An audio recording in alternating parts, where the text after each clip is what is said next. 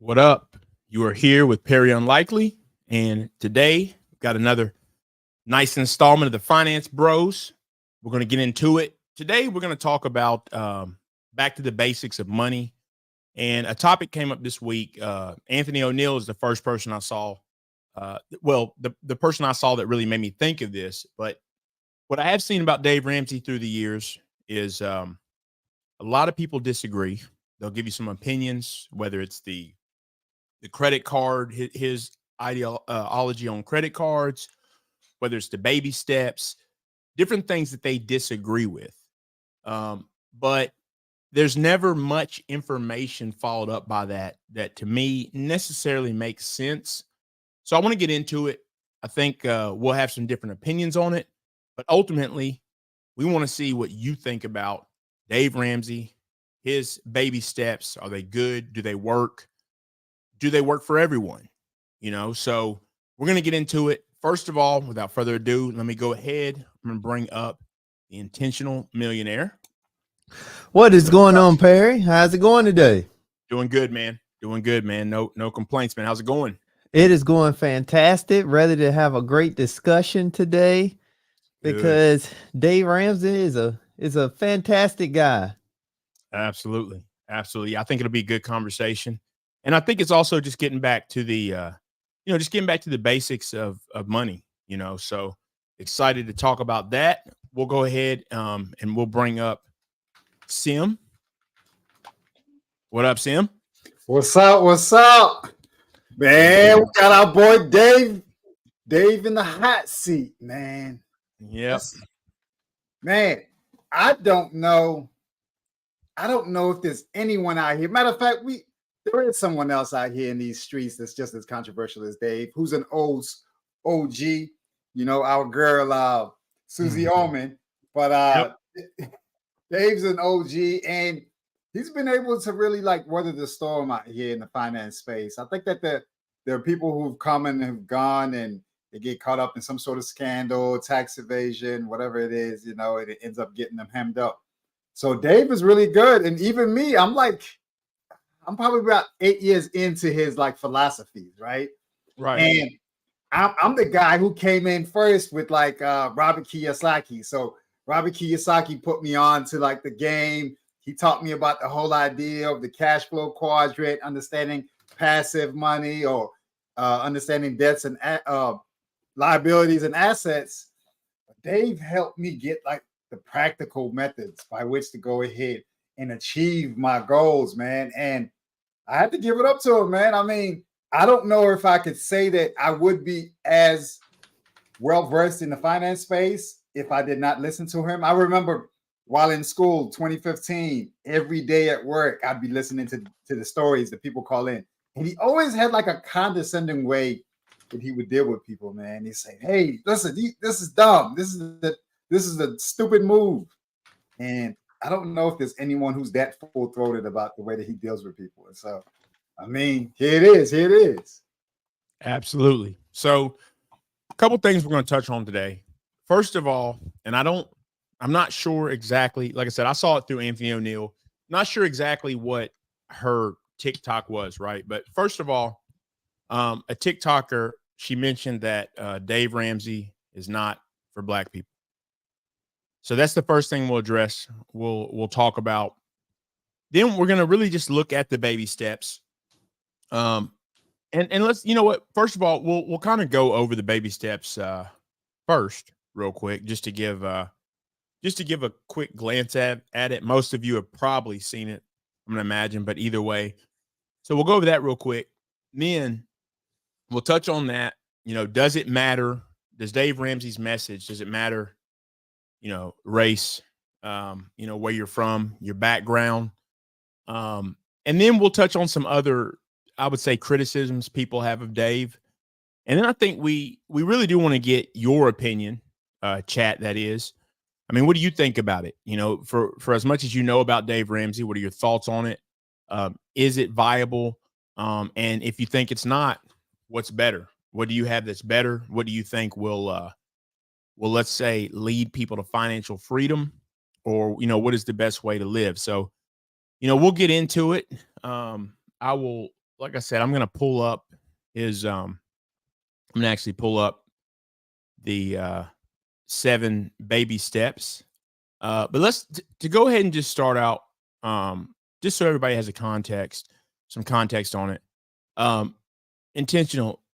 Tell me, to what extent do you know of Dave? Whether you followed him, whether not, just general knowledge, and about how long, if you remember, have you heard of Dave or whatever, so people understand, the extent of your knowledge about Dave Ramsey. Yes, I heard of Dave Ramsey. Gosh, I would say it was back in it may have been back in like 13 or 14, I would say. Um, I think he has a great program. I think it's a good starter program. I actually started following some of the baby steps.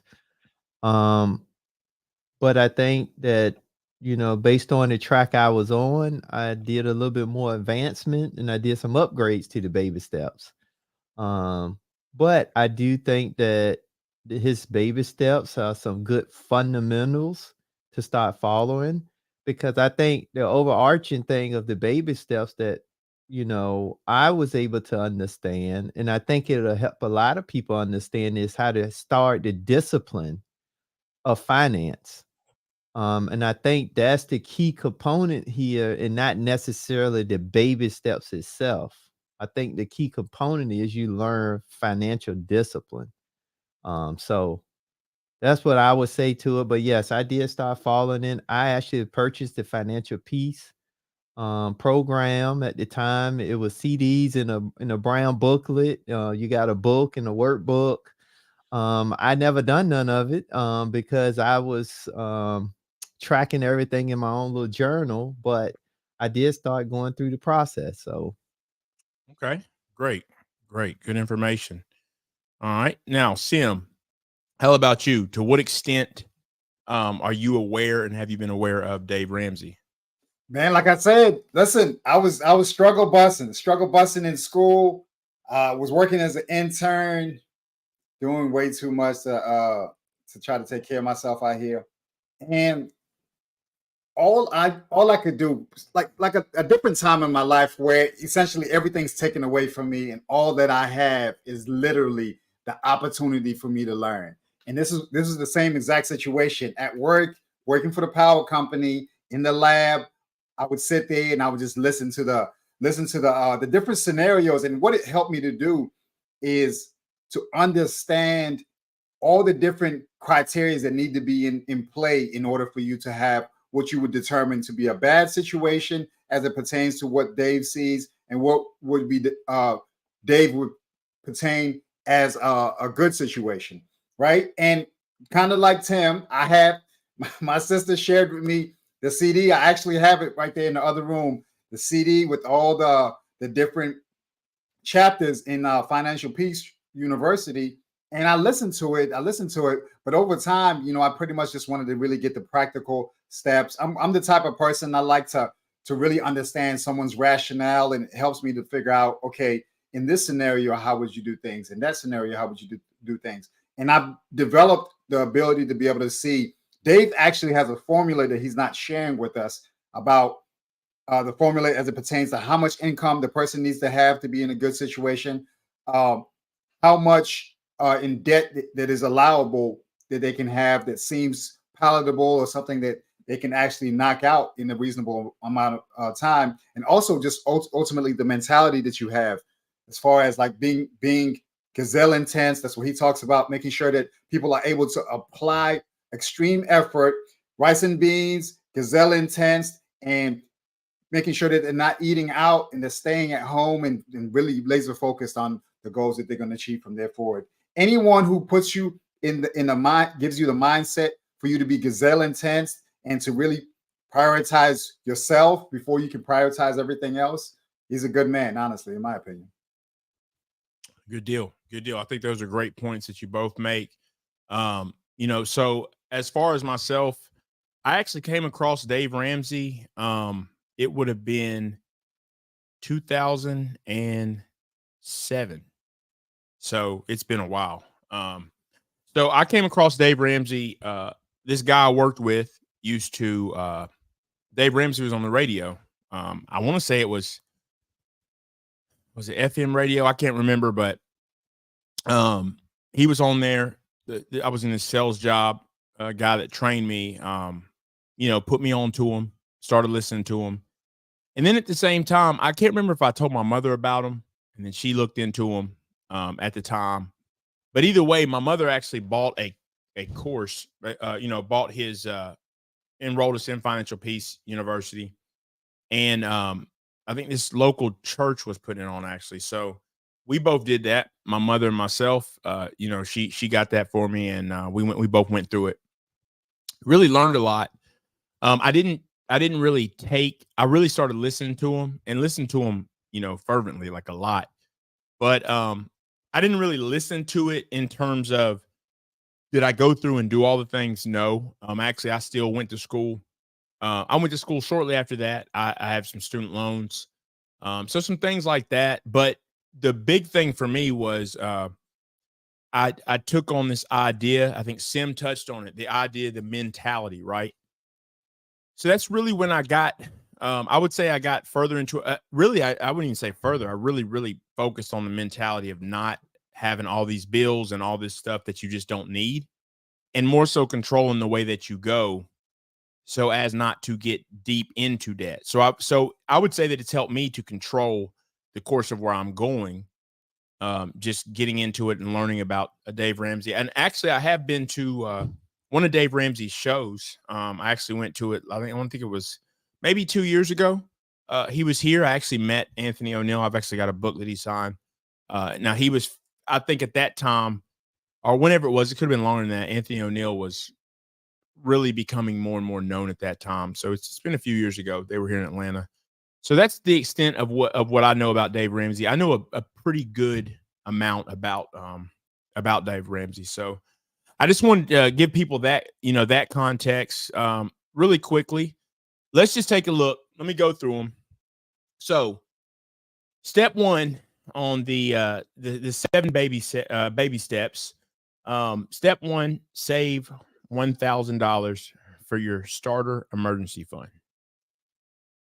Step two, and by the way, so this is just, when we talk about your starter emergency fund, if you have tires pop, you have something small happen, you take that, what would usually be considered a crisis, you take that, you handle it, and then you start to, take that money and put it right back up to $1,000 to handle that. So step two, pay off all debt except the house using the debt snowball. And just so people understand, the debt snowball in general, and you guys correct me if I'm wrong. I want to make sure I give the right information. You're basically taking your debts. Now I believe it's from highest to lowest. Is that correct? Or is it the other way around rather?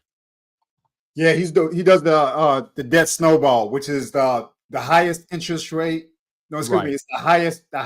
No, it's the lowest balance. Right, it's the lowest to the highest. To the highest balance, regardless of the interest rate. Yes. Yes. So he takes the, you go from the lowest balance to the highest balance, right? And that's irregardless of the interest rate. Now, that's certainly a point of contention for a lot of people. And Dave explains that the reason for that is momentum. That's why, he calls it a snowball. When you get the snowball rolling down the hill and you get that momentum, it starts to move. So that's why it's not really about the interest rate. It's about knocking out those small ones and getting it bigger and bigger and bigger until you knock them all out. So, and once again, that's except for the house. Step 3, save 3 to 6 months of expenses in a fully funded emergency fund. So now this is another level beyond just the $1,000 starter emergency fund. This is when we get to a level where, hey, you're out of work 3 to 6 months. It's not really an issue. You have time, all the bills are going to be paid, and you have time to, get things in order and go back to work, and it should not basically bankrupt you, right? Step 4, invest 15% of your household income in retirement. So that's the focus on, getting the retirement. One thing I do believe Dave says is while you're working your baby steps, now that's, prior to this, while you're paying down that debt, you want to stop investing. So that is something that I think Dave said, and that's another thing that people disagree with. 5, save for the children's college fund. 6, pay off your home early. And 7, build wealth and give. So in general, those are the baby steps. Just want to go through those real quick and touch on that. So let's hop right to it.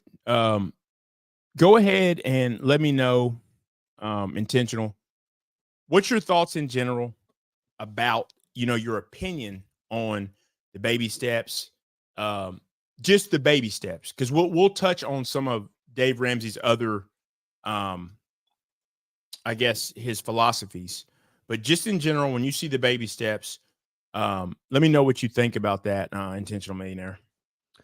Well, when I think about the baby steps, I think it's a great foundation that most people should strive for. But I do think it needs to be revised to some extent, because some of those steps is a little bit harder when you look at the dynamics of the person that's making the income, but also when you think about, to me, the 7 steps is really geared around a married couple. That's the first thing. The next thing is, I think the 7 steps should be tailored to particular situations. And I think a lot of times when people don't like Dave Ramsey's steps, I think it's really, you got to not necessarily attack the steps, but you got to think about where people are at in their financial journey. And I think that's where the lines get blurred a lot, because he approached it more from a one size fit all, which is true at a basic fundamental level, but you got to think about it gets unique, and you have to tailor it to the individual, because that's the great thing about finances, but also the dangerous thing about finances.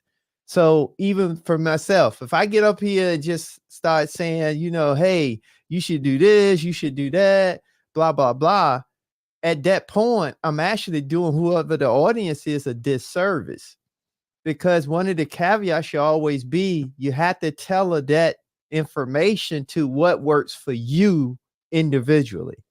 So that would be some of the things I would say that the plan needs a little bit of revision of, or a little bit more explanation on. But I do get it, because he's married. He's spiritual based, so he's talking to the makeup of family as relates to the biblical sense. But we can't kind of ignore, though, that it's a lot of families now that's single parent households, and particularly is a woman raising the kids or with the kids. So with that being said, I think it should be something that's a little bit more tailored to how they're going to now start making those, moving towards the steps, but also got to think about that income is important across any scenario, because if you don't have the income, it's hard to do any of the 7 steps. So good deal, man. Let me ask you this real quick. I think you touched on it at the end.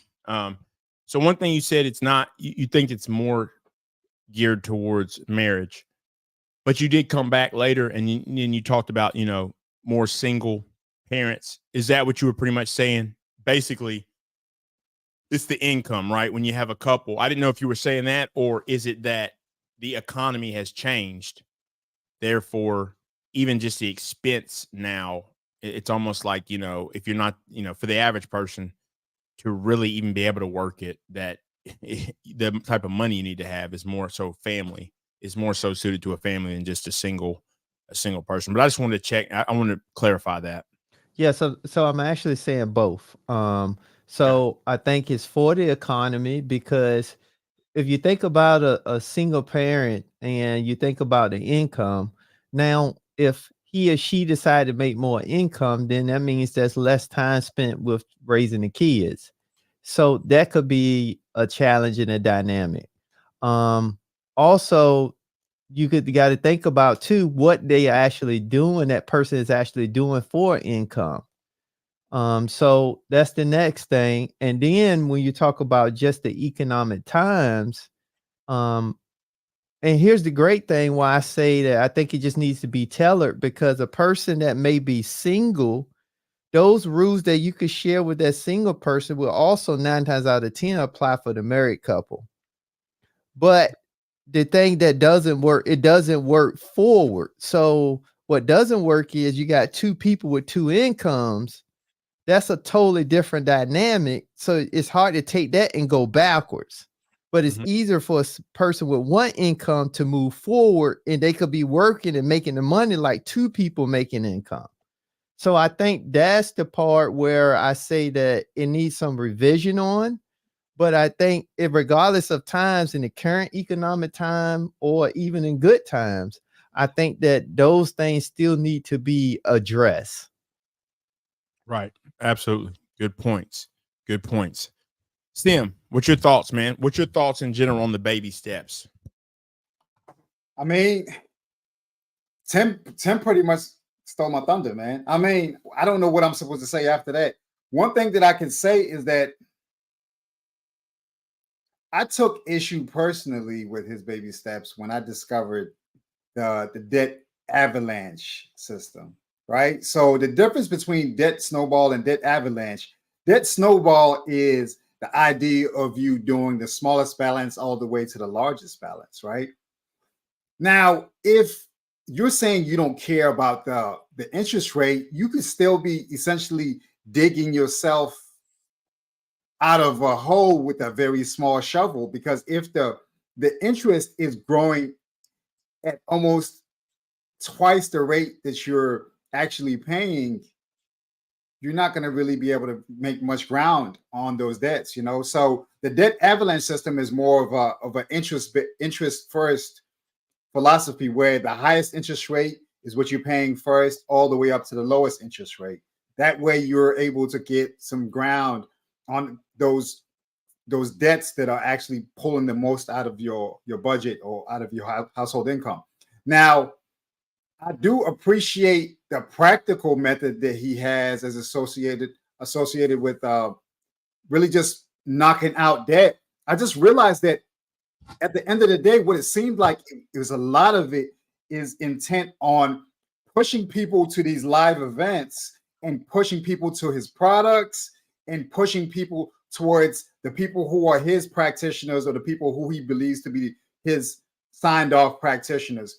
And it's cool if that's the case. It just seems to be kind of like a one-sided deal, because now it benefits you regardless of where you're driving people, whether you're driving them to your Financial Peace University, whether you're driving people to your practitioners, or you're driving people to your live events. Either way, he's like an MLM. Every quarter there's an event that's going on, and so every quarter you want someone to come to your event in order for them to support and to network with other people who are in the same situation. I personally never made it to none of his events, so I can't really speak to what happens there. It's just from the outside in, it just seemed to be merely just a funnel. Okay, come in through my show, and then I'm going to push you towards my philosophies, and then I'm going to take you for my philosophy, and then I'm going to sell you to my tribe, and then after I sell you to my tribe, I'm going to sell you to my practitioners.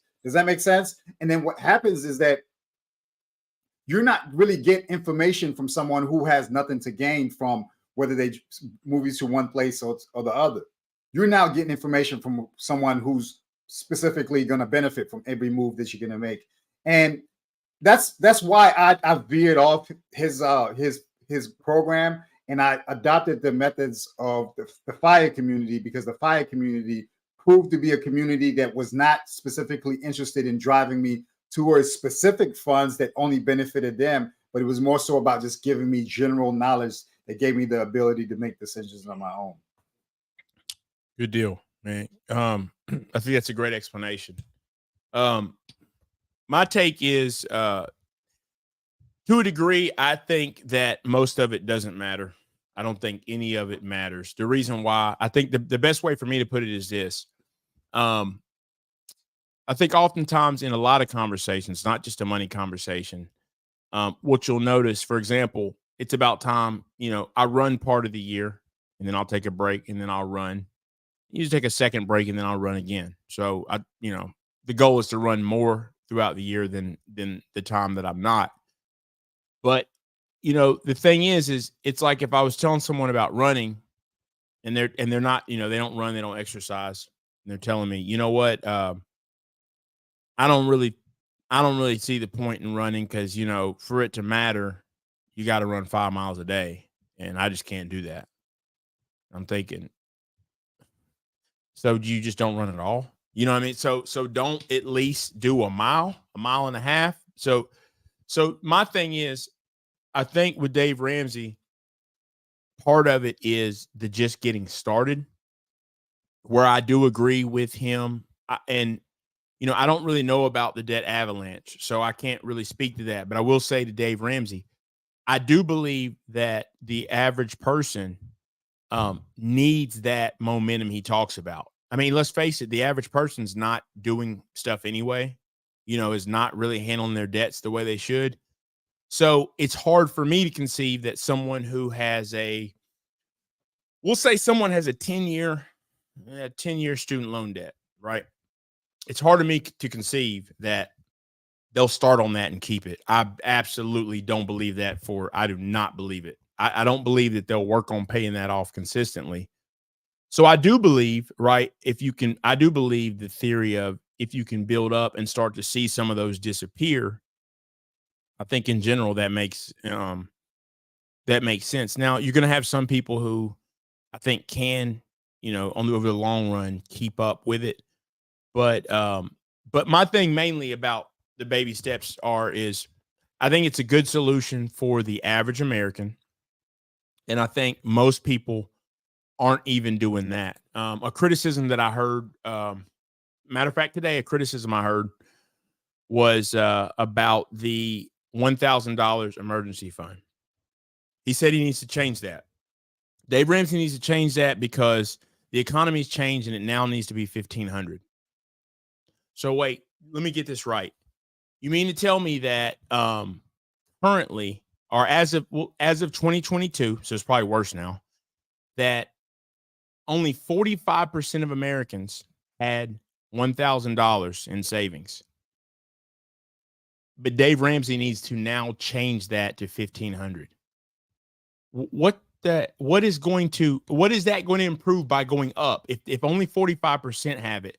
So my point is this: if you're working, regardless of who you are, if you are actually working the baby steps and you have your 1,000 and you're working on your 6 months, it's way easier to just add the 500 or whatever is needed to it because you're already in the process.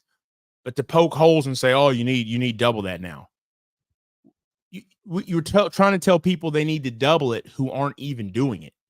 So a lot of the little arguments that the general public make to me are trash. They're just not good arguments because it doesn't really add anything to it. But in general, I think, I definitely don't agree 100% with it.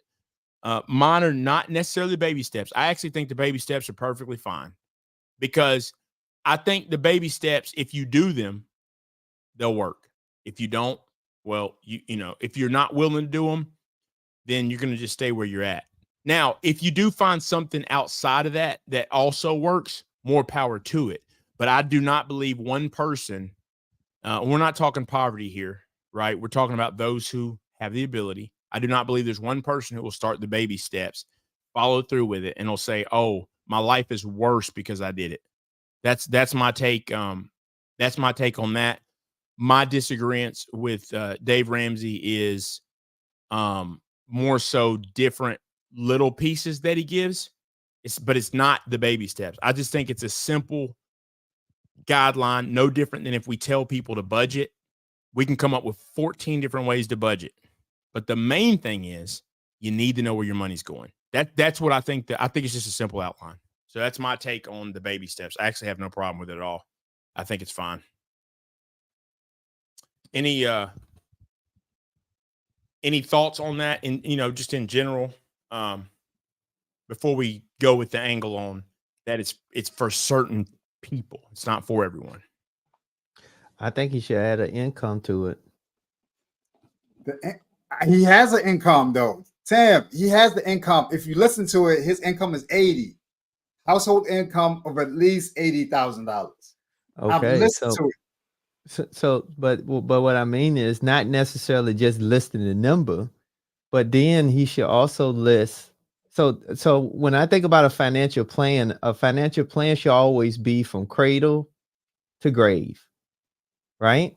So if he's giving the baby steps and he's going to say 80,000, but my question then become 80,000 how? Or if you under 80,000, now what?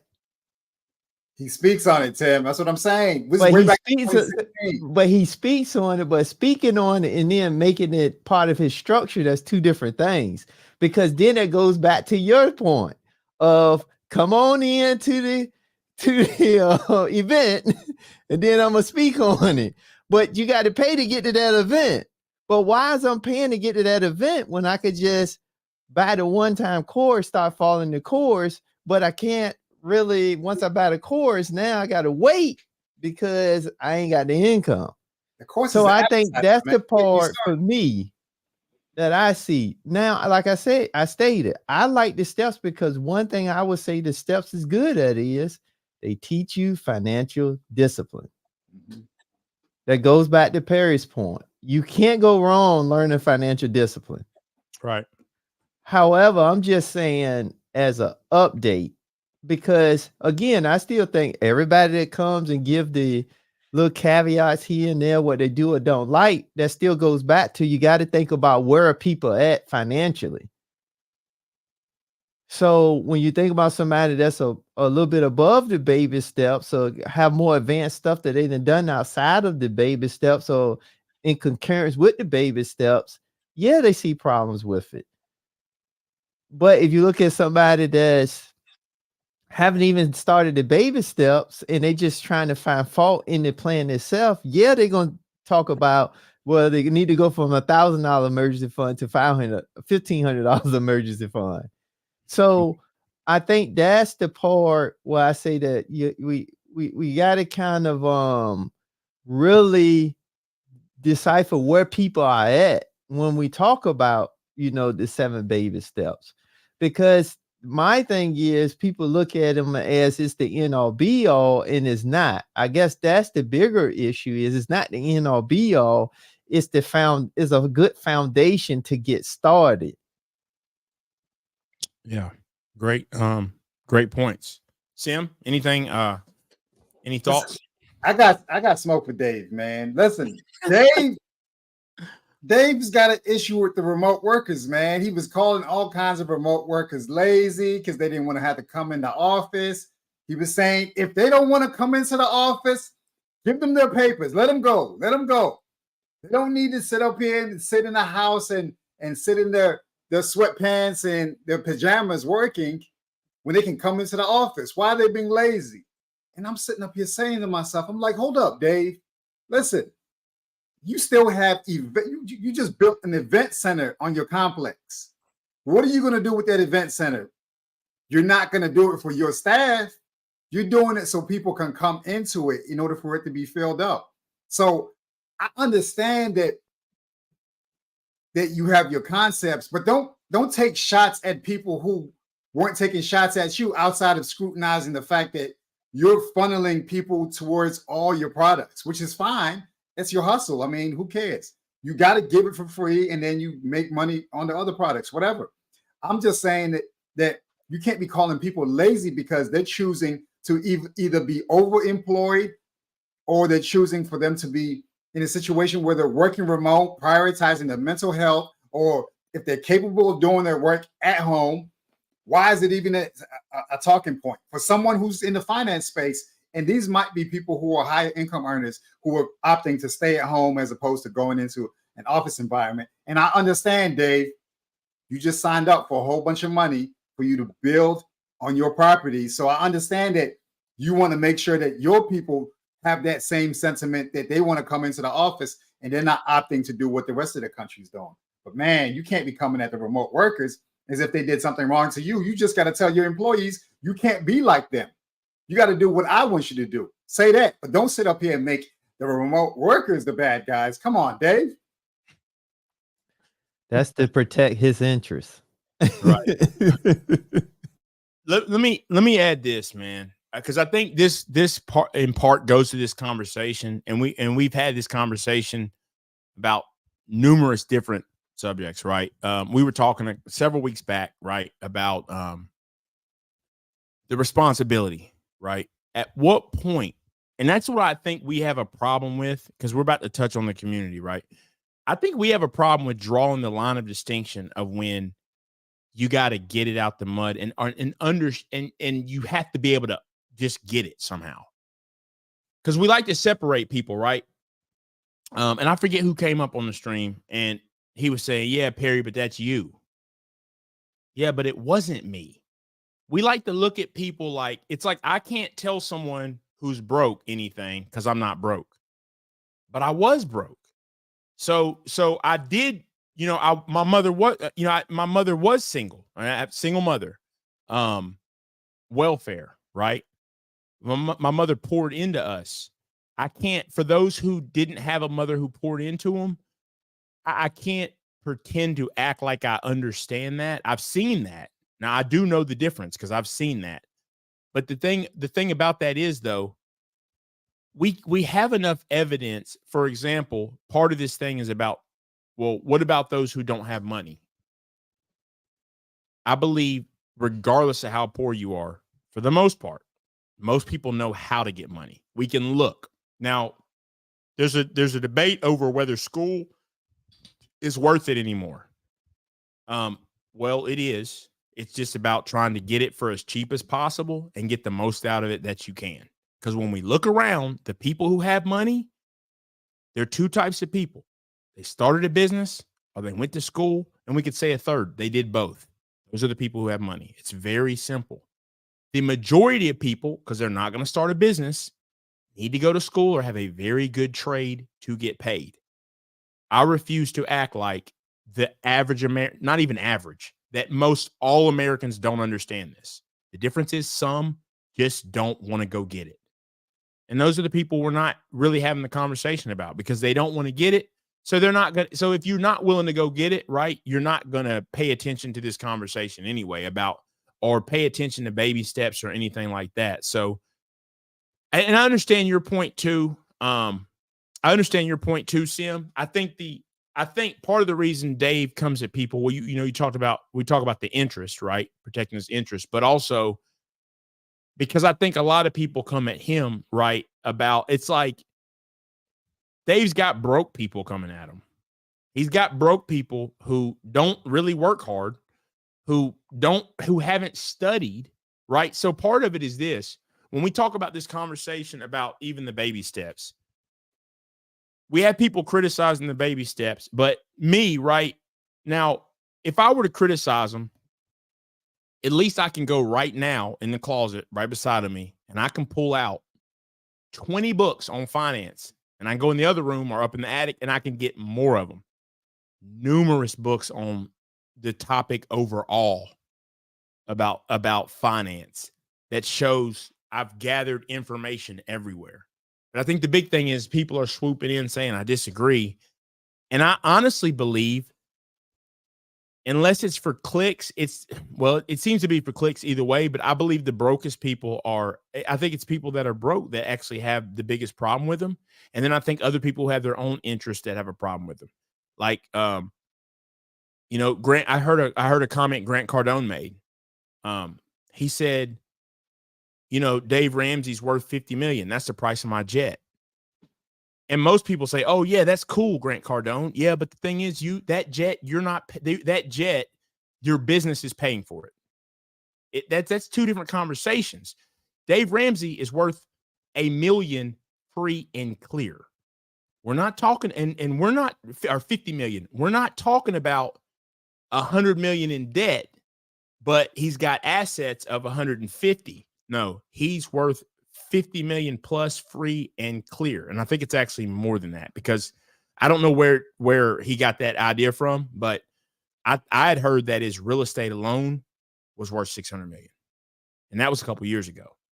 So when we talk, so that's, I just want to draw the distinction that when you have Grant Cardone and you have, I just think people maybe trying to get some amount of clout, that the deal is we got to start drawing that distinction in everything finance. We got to talk about, there has to be a distinction in who has in so people really understand what having money is and having your finances together, and what not having it together looks like. But at the end of the day, just to move into the conversation about the chick that said that it's not, his message isn't for blacks. I think it's absolute trash. It's flat out trash. There's no, it has nothing to do with color, race, sex, creed, none of that. It has everything to do with your determination. And now, if you're in poverty, yes, that's a whole nother issue. You got to focus on getting money. You can't be broke. You can't be flat broke and have nothing and do the baby steps. You got to have a little something. But to say that it's about a race thing and his message doesn't work, what I would ask you is, if you really believe that, okay, then tell me the black person whose message does work. Who are they? I'm waiting. Is it Umar Johnson? What black person's message does work better than Dave Ramsey's? 19 Keys? I mean, Earn Your Leisure. Can those guys tell you? Because last time I checked, they're selling stuff too. So that's the thing where I think it's a lot of it's just yapping though. What do you think? Either of you, what do you think about, as far as, does race have anything to do with it? Is Dave's message not for blacks? For me, as a self-proclaimed black person, his message is definitely, I think his message is more so about like a family structure.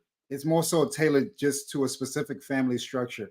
I don't think it's tailored towards black people per se. Now, I will say something that Tim said, where it's not specifically designed for single people per se, as it's usually about the men and women both either coming on the show, doing a debt-free screen, or talking about household income. And it's hard to really just say a household if it's only just one person. So it is something that's more union Christian based in its foundation. And so I could see that, but to say it's about color, no. Now, do black people suffer from being, victims of accrued disadvantage? I'd say yes, for sure. And the opportunities can be slim as well. So we can't really discount the fact that sometimes people don't have access to these opportunities to be able to say, hey, we make $80,000 to $100,000 as a household in order for us to take down this debt that we have. It is definitely a factor that's well worth considering.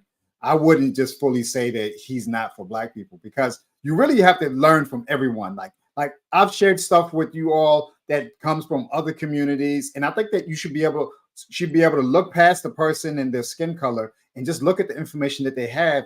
It might be genuine game that they're giving you that's not supposed to come outside, but it is being shared, and you have to be able to eat the meat and spit out the bones. And you have to be able to have that mentality with anything that's being shared with you, because there's no way we can just shut down solely based upon the fact that someone doesn't look like us when it's potentially something that's valuable with what they're saying or doing. Good point. Good point. How about you, Intentional? I think Sim just summed that up very well. I think that's, I just think that that's part of, for me, I think that that comment just means that that's where the pain point is with our culture. Because too many times I think that we get so caught up on the messenger and not the message. Because the message in finances is universal. You cannot like a person, but if the person still has something of value, you can take that and use that so you can excel. But because we get so caught up on the messenger, it's the messenger, we'll miss the entire message. And I think that's just the danger in people as a whole. It has nothing to do with color. Because the great thing about finance is it has nothing to do with color. The rules of engagement are the same until you start getting into the ultra wealthy class. Then that's a whole nother ball game. But for the working person, the person that has access to information, none of that has color. It's up to you to apply it. But I think too many of the times we find every reason not to do something versus find a reason to like Sim say, let me eat the meat and spit out the bones. And I think that's where it really gets dangerous for a lot of people, is because the comment itself, what that does is that down poisons the next person that may look like her to not even listen. But that next person might be the type of person that know how to, I'm not going to get caught up on Dave per se, but is it what he's saying? Can I use it now? And I think that's the problem to me, is because it's like the concept of, bad news travel faster than good news. And because of that, we stunt our own growth. We stunt our own chance for us to excel. It's no different than, kind of thinking about, when I talk about the income perspective, that's not necessarily stated, but when you come from low income, the only way you're going to get out, you got to make more money. There's no other way to get out of. If you're in the hood, I grew up in the hood. The way that I got out, I had to gather information and then execute the information. Absolutely. And it was up to me. It wasn't up to nobody else. But the thing that was really up to me was I had to leave behind and block out all the distractions that wasn't conducive to where I was trying to go. But then what people miss is you do that, and then you're now able to come grab somebody else and pull them up too, because they got a real world example that they know. Right. But we don't do that because we get so caught up on everything other than let's get results.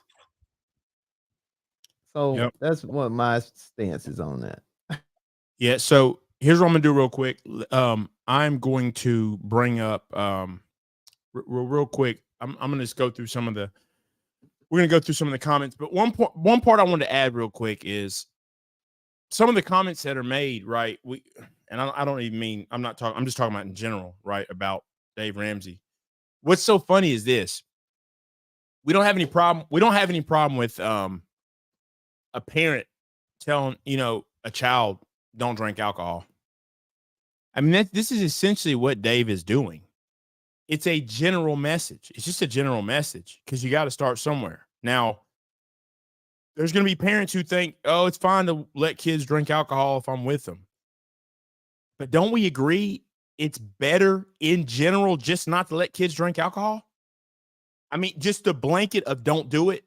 We know there's people that are going to one-off do it, let their kids, I let them drink because they're going to go out and do it anyway. Well, I'm not going to be the one to expose my children to it. That's not how I get down. So I think it's safer just in general not to, hey, kids, don't drink alcohol. So that's what he's doing is because you cannot tailor it to everyone. And that's the piece too is at what point do I take someone's message and tailor it for my own good or find out how to do that? And I do think if you are the individual that feels like you need someone to tailor it perfect for you, I don't know what to tell you. Nothing in life. I mean, for God's sake, I got anyone I know with kids, certainly, there ain't no book on that. There is no book. And you can look back at how you were raised and say, well, I turned out well. Well, just doing that isn't a guarantee. So that's why I'm saying there's really no book on a lot of this. You got to take it. I just think you have to take it and tailor it. And that's the way he's doing, is just saying, look, here's a framework to go by. My criticism is of people who partially have an issue with what he does, says it doesn't work for a certain group. And all I'm asking is, okay, then who's the person? So who is the black person who has the answer? Nobody's ever come up with them. No one has ever named the black person who knows how the black community, because then guess what? That person would be financially free and rich. And then you know what they would say? Oh, well, you're rich. You don't know. So that's the thing, is like, we won't accept anything. That's what's crazy to me, you know, and it doesn't matter if they came from welfare, broke, the slums. Well, you're rich now. You don't know. And it's like, no, well, I built this thing up, right? I built this thing up from the ground. So that's my thing, is just when we say it's not for certain people, man, I spent my entire life, man, I've had too many people pour into me that not black, teach me a lot. I'm not buying. I'm just not buying that I can't be taught something from some other race. I just wouldn't raise that way. And it hasn't proven that way in my life. And at the end of the day, maybe that's why I am where I am right now, because I don't think that way. So I think that's just part of it. I think a lot of I think that if we're going to say those things, we got to break it down and say why exactly. And if you're saying poverty, well, that's not true. I am from the poorest region in the U.S., in the whole country. It does not get poorer than Appalachia. And guess what? There's more white people there than black people. And there's more impoverished white people than black people. So that ain't it. That's factually wrong. Let me pull you guys up real quick, and let's go through a couple of these real quick. Not bad. Let's see. All right. So, man, we got a lot of comments. Let me go back real quick. Pop a couple up. All right. I would say this too, though, Perry. And I think what people have to understand, nobody is saying that, you know, the struggle is not real. But what we are saying, though, is that the struggle, at some point, you got to change to get out of the struggle. Right. And that change do require you to maybe go listen to somebody that don't look like you. Yeah. I think that's the challenge, because the reason why culture and celebrities, artists, filmmakers, the reason why they're so popular, because we support people just because of color, but they may not be the right representative for that position or that leadership role. And just take Dalton County, for example. They voted her in just because she looked like us, but look at how she's running the city. Yeah. I mean, so those are the type things that we got to stop doing. We got to not just do it just because a person look like us, but we got to do it because they are qualified and they're doing the right thing. Omar Johnson. We support him. People support him because he looked like us and he sound good because he used big words.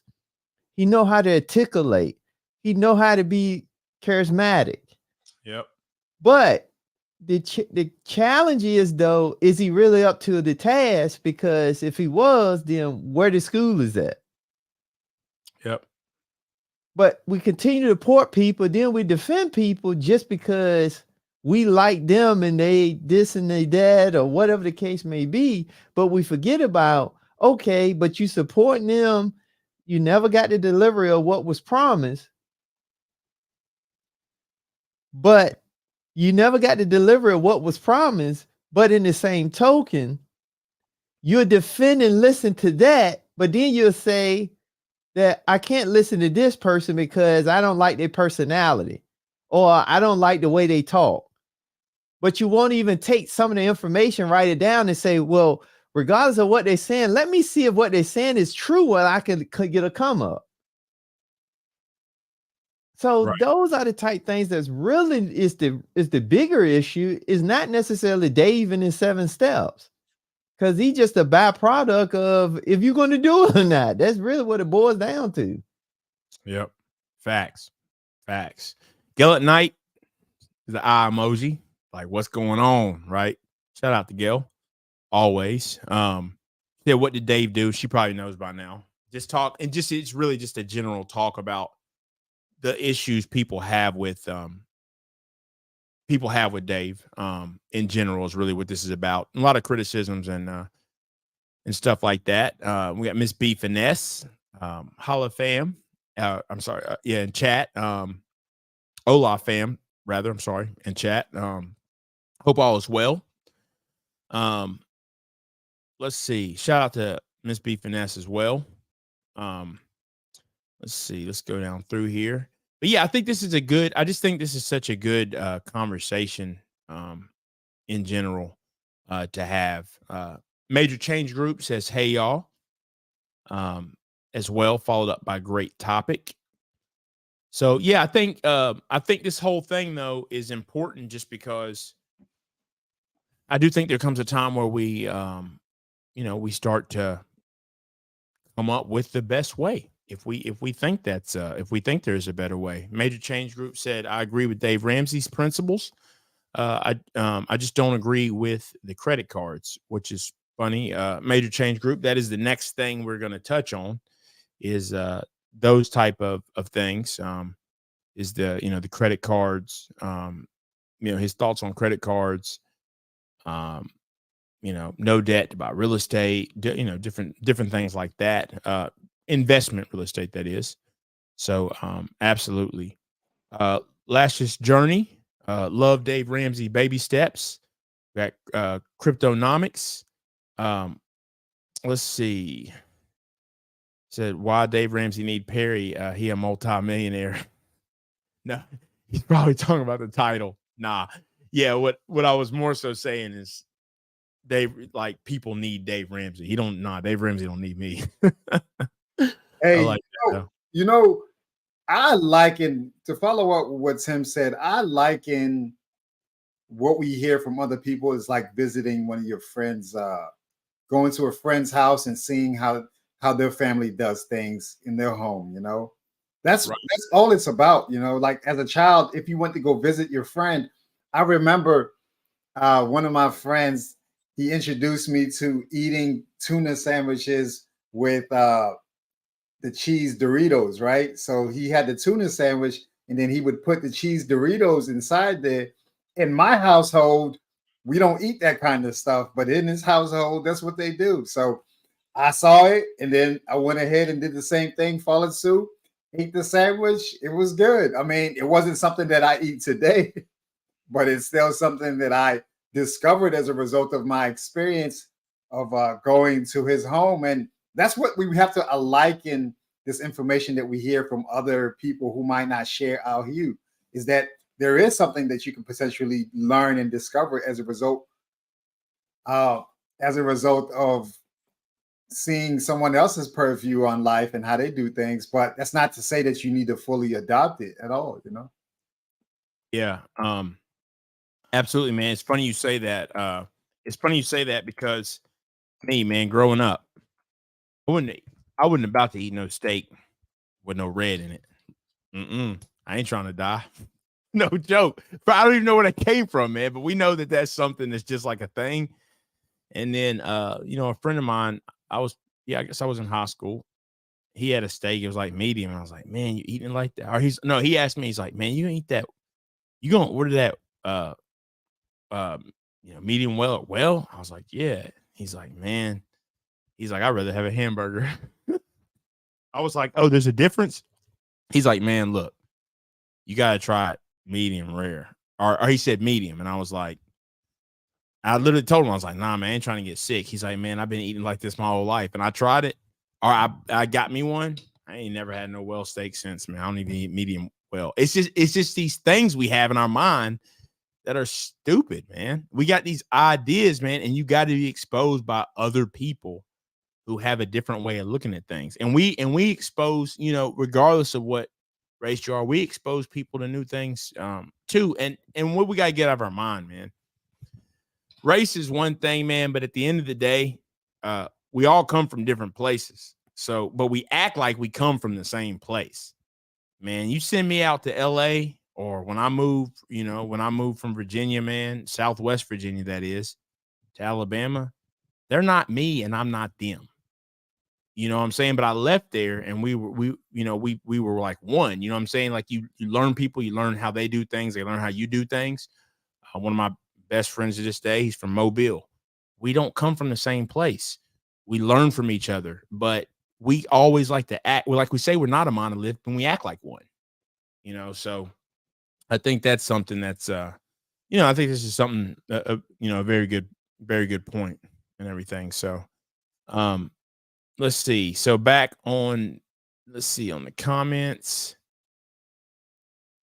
I got another one right here. Cryptonomics had actually mentioned, he had mentioned something else. Or Cryptonomics had mentioned something else, and I can't see. I said don't listen to Dave anymore because Dave doesn't, at his core, resonate with us. Let's see. His message is universal, though. I mean, it's how to get out of debt, and I agree with that. But his whole gravitas is not for liberal black folks. So yeah, I mean, Dave is conservative. Dave's from Tennessee, and I think, look, there's a lot of, quite frankly, there's a lot of black conservatives, but I think a lot of them would disagree with Dave. But what does politics has to do with finances? So from the standpoint of an individual, I mean, if you ain't got no money, political party don't matter. Let's be honest. I think, I wonder if he's talking about, so, and I agree with that. I don't think politics matter, but I wonder if it's, I don't know if it's more so. He has politics. He has politics in his narrative, though. He does, but even without that, his demeanor for some people don't like his demeanor in general, especially younger folk. They just don't like his demeanor. I can tell. Now it doesn't bother me. I mean, but it goes back again to, we get so caught up on the messenger, not the message. Well, and that's why we fall for scams. Right. Because we like we'll like the messenger, and the message is total BS. Right. Yep. And we create Omar Johnson. Yeah, there you go. And we create this environment where Jay Morrison. Yep. From the corner class, the corner sounds good. From the block, buy back the block. It's like we're talking about buying back the block, and you don't even own your own home. But we like that. We like that, and that's a big problem, man. It really is a big problem. It definitely is, man. So yeah, but that's crazy. But I still do think there's a certain, as far as the message in general, I do think there's enough stuff probably out there. I don't know about this particular, but there's enough stuff out there where you could probably still find someone that'll give you the message the way you like it, if that makes sense. But yeah, but at the end of the day, if the message is good, I think, and you say it all the time. I heard it growing up. I've heard it my whole life. Spit out the bones, right? That's what it comes down to. If the message is good. But let's see what else. Let me slide down through here real quick, and we'll get back on it. Major Change Group says, I'm a single person, and I use the principles. So I think that's good. Also, said Sim, can you send the link? I don't know if you did send it or not, but definitely we'd love to have anybody that'd like to come up. More, we're all about that. Let's see, Shanna, I hope I said that right. Does Dave Ramsey know that Black America has 3% of the wealth of this country? He's not talking to all of us.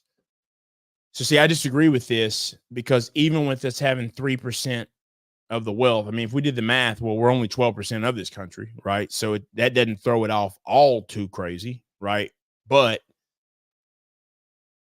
even having the wealth, I actually believe part of the reason we only have 3% is because we would rather listen to rappers than listen to Dave Ramsey. I mean, that's what I believe. I mean, you guys have a different take. I think we would rather listen to trash as a whole, not me, but us as a people would rather listen to trash than listen to Dave Ramsey or, hey, Susie Orman, right? There's other people out there that I don't necessarily agree with pieces of what they say, but I still think, hey, if you listen to that, you'd be better off. It's like if you listen to that, you'd be better than you are now. So I do understand we're a small piece of the wealth. One of you all spoke to that earlier. I think part of that is the obvious setbacks that took place over time. But where you quickly start to distinguish the difference between that is because the people who don't want to change anything are very vocal about it. And then we also know the ones who are like, yeah, I'm trying to do this, trying to change some things. So, I think what do you guys think about that? Do you think, and I know we kind of touched on this, but, when Shannon says that he's not talking to us, I just disagree. I don't think it has anything to do with how much of the wealth. I think the percentage of wealth that we have in the country, we can look at where that wealth came from. And even if Dave Ramsey didn't exist, if we would at least try to pattern that, we would be better off. But I don't think we're doing that.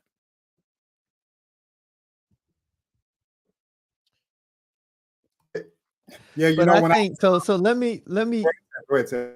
I'm gonna just share this real quick, Sim, because I think a lot of people also have to know that. I think that Dave Ramsey, the way he respond and talk to people, I think that's his way of being entertaining. Yeah.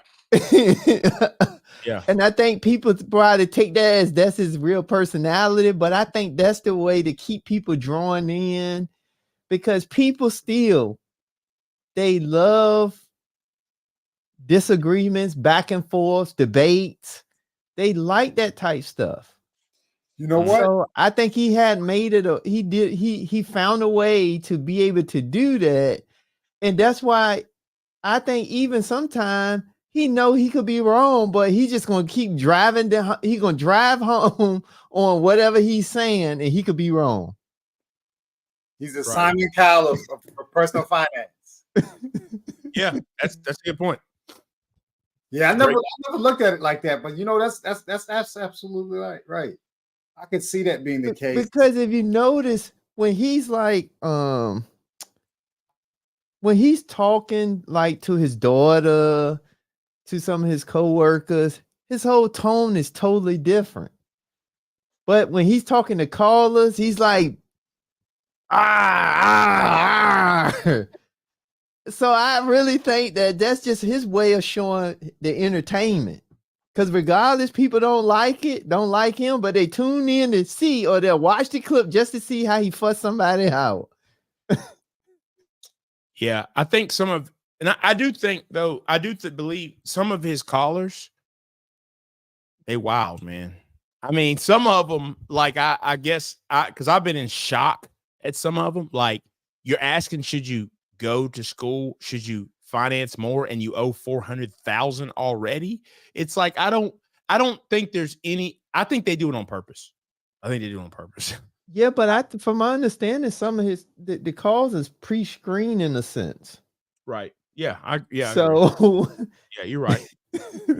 So the screened in at least in something like an hour, 30 minutes to an hour. They're screened ahead. Right. Yeah. One thing. Cryptonomics said Perry Hayton, LOL. I'm not sure what it was pertaining to, but maybe Cryptonomics will will enlighten me on that. I might have been. I don't know. But also, Cryptonomics said, I've been 100% debt-free since 2019. No debt, period. Some folks just don't know how to live without debt. And that's true. And I think, you know what? I believe you can be raised that way. I know you can. You can be if you're raised not to take on debt. I have a friend. He lives, a matter of fact, I've known him since college. He's from here, but I met him, crazy enough. He lives a couple miles from me. So he's from here, the Atlanta area. He went to, I was roommates with one of his best friends in high school. And that's how I met him in Alabama. So, and then we became friends. He's here now, and he basically doesn't really carry debt, and he was just raised that way. So that's something, if we're going to talk about it, we're not raised that way. How many times, look, got to get that paper. We're not talking about what paper you need to get that'll actually make you some money. Oh, it don't matter what you spend, baby. Go on and get that paper. They can never take your education. It's like some of the principles are so flawed, but we got to talk about that. If we're going to talk about who can't teach us stuff, your grandma. How come it's okay for your grandma who didn't graduate 7th grade to teach you about finance and going and getting that paper, but we don't want to listen to Dave Ramsey, who graduated from the University of Tennessee and is a millionaire? That's the point that I'm making. Is like it can't be based off of race. That's crazy, because the same people would be the ones over there listening to Grant Cardone. It can't be, because he likes to talk about rapping and ball players. It's like I just think at some point it's about who's willing to dig in and dig themselves out and be disciplined, and those who are not willing to. So that's what I think it comes down to. Let's see. Hey, Tim, panel and chat. I've been quietly listening. Good to see you. Glad to have you here as well. Like I said, I like these conversations. I really do think they're important, to have. And at some point we got to get down to, the nitty gritty on it. Something else is a good point. Let's see. Dave's an old real estate guy. He knows his demographic. It ain't black folks. I think you could say it's not black folk. I think it's just a message in general. To be honest, I think he's just putting it out there, period. But he will sell them regardless. I do believe that. And also, one thing about Dave is Dave has been broke. If you know his story, he definitely has been broke. Cryptonomics says Susie Orman's trash. I think Susie Orman's message is better. Do I think Susie Orman's message would help the average person? Yes, because the average person is doing nothing. So I think in general, if the conversation is about getting rid of debt, I don't care if it comes from a baboon or a mule. It's better than listening to rap. So that, or anything. It's better than listening to country. It doesn't matter what it is. Getting some sort of communication about, hey, you got to get out of debt. You got to stop this nonsense, and not just sitting around talking about Birkin bags you're never going to have. It is a better philosophy.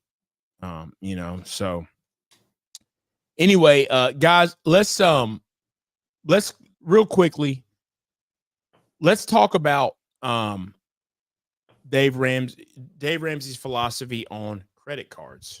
Now, I'm not going to give you my opinion yet. I'll go ahead and we'll just start off. Dave Ramsey says, look, you don't need credit cards. People in general don't know what to do with them. What is your thought with that message? Do you agree with him? And by the way, you can agree with him and still have credit cards. And the reason I'm saying that is that's the message he's putting out there. You might agree with the message, but you may know that you're able to operate different. And before we start that off, I just want to make sure that everyone knows, because we hear it all the time. Yeah, but the points. But what about the points? You know, I can do this and do that, and I don't have any problem with that. But just know that, you know, of credit card of people who have credit cards, 38% pay it off on a monthly basis. So only 38% does that point ordeal even apply to. The rest of people, you're getting screwed. I mean, there's no other way, because you're carrying interest that I would say is at a pretty good, a pretty high rate. What do you say about that intentional millionaire as far as his philosophy on not using credit cards at all? I absolutely agree with him. Okay. Absolutely agree with him. And now this is going to be the first time ever. We're going to note this, that I'm also being a hypocrite. Because, so let me explain. So I absolutely think Dave's message is dead on, because taking me out of it, taking Dave out of it, our last stream before our last stream, we talked about the credit card debt is over $1 trillion in just credit cards alone. So that proved that this concept of getting the points, this and that, most people are not responsible to pay it off at the end of the month. So his message standing the test of time to prove that he is right by promoting that. Now, the reason why I say I'm a hypocrite, because I use credit cards for convenience. So why do I use credit cards for convenience? Because I pay them off at the end of the month. So I think for the average person, they should not have credit cards.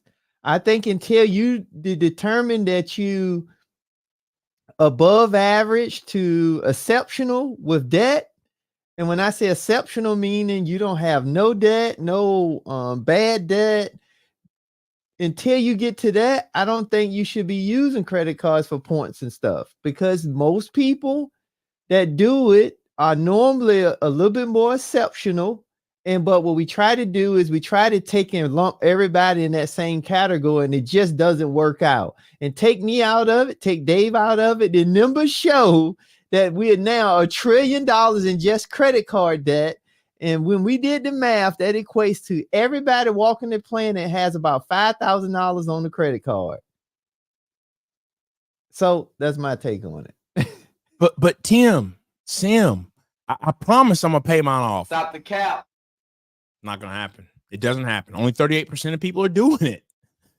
I mean, that's the thing, is only 38% of people are doing it.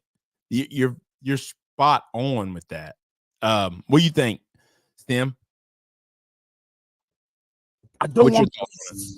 I want problems always. Hey, listen. Credit cards. When we talk about credit cards, Perry, check the private chat.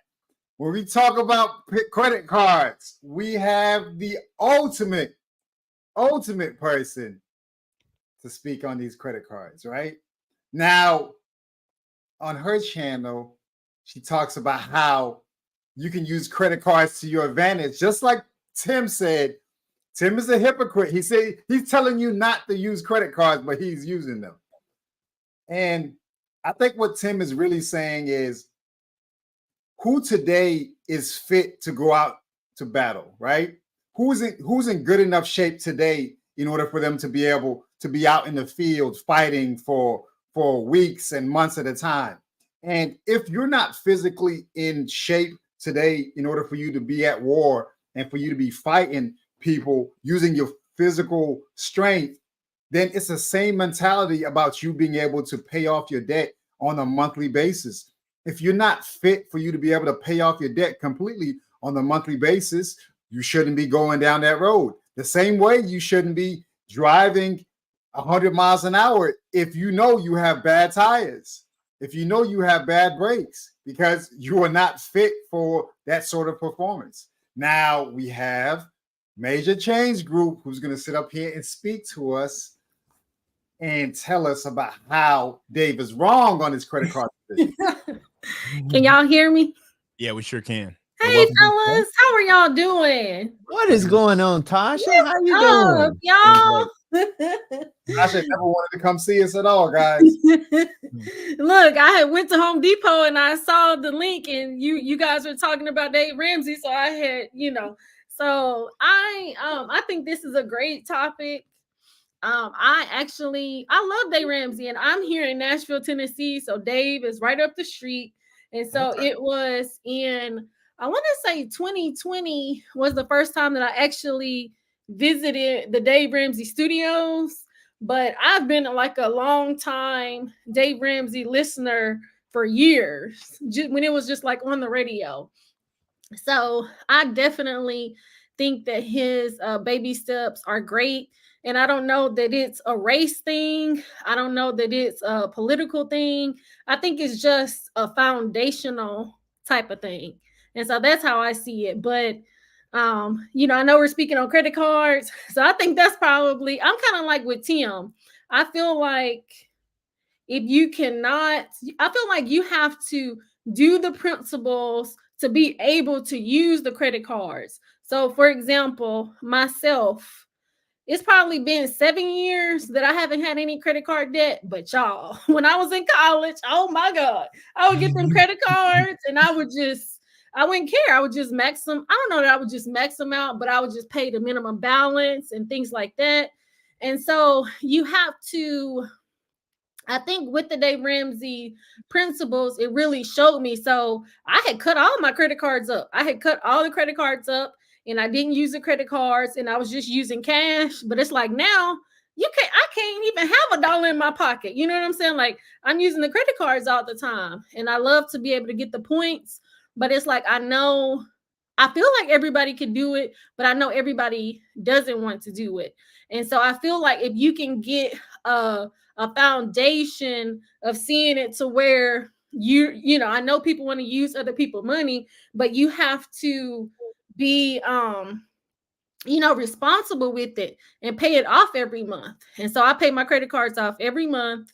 But I use my credit cards all the time. And I'm like, this year I done went on so many trips with the points. I want to say in September I had went on a trip. So I was like in Cancun and I went to Puerto Rico. And I think the trip was probably like $3,000. And I only paid like $700 out of my own pocket. I used my points and my cash back for the rest of the trip. And that's really because it was, y'all have to check it out on my channel. But it's just like, I really feel like, being able to use the points is good. But I feel like you have to have a foundation in being able to use your budget every month and pay it off. Yeah, so I agree with that as well. I actually do pay mine off, right? So that's the thing is, I do think the message, yes, most people they're not going to do it as we see. Only 38% of people were as of 2022, and that number is definitely down lower now. So me, yeah, I pay mine off. I think it's great if you can handle it, but I think the message has to be tailored for the masses who unfortunately will not pay it off. I want to get you all's take on because I saw another comment and I think it's worth discussing because it's something that does come up. Shanna mentioned we can't pull ourselves up by the bootstraps if we don't have access to the straps. Now that is something we've definitely heard for years. I want to get you all's opinion. Let me tell you, my thoughts on that. My thoughts on that is, I'm not sure. I think to a degree, this, maybe you can measure this by race. I don't fully think you can. Once again, I know tons of people. I know people in poverty in the area I'm from of different races. I think in general, that statement is not, the statement in general, pull yourself up by the bootstraps. I don't know the real context of that originally, but I do know what the statement is saying.